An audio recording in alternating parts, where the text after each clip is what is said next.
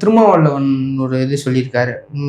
முருகன் மாநாடு நடந்தபோது தமிழ் கடவுள்லாம் முருகன் என்ற நீங்க சொல்றீங்க, ஆனா சிவன் கணேசன்னா யாருன்னு ஒரு கேள்வி எழுப்பியிருக்கு. அதை பத்தி உங்களோட கருத்து?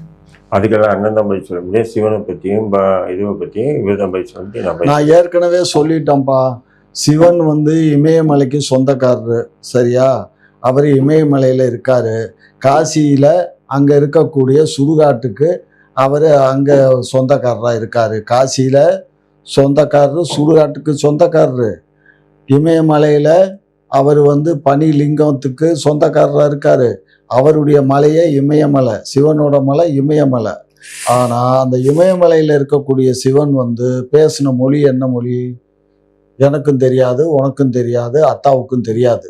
ஆனால் அவர் பிள்ளைன்னு கதை விடுறக்கூடிய முருகன் தமிழ் கடவுள்னு சொல்கிறானுங்க.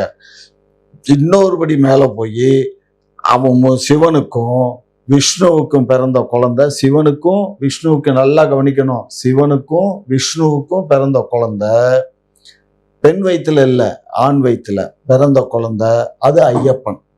புரியுதா?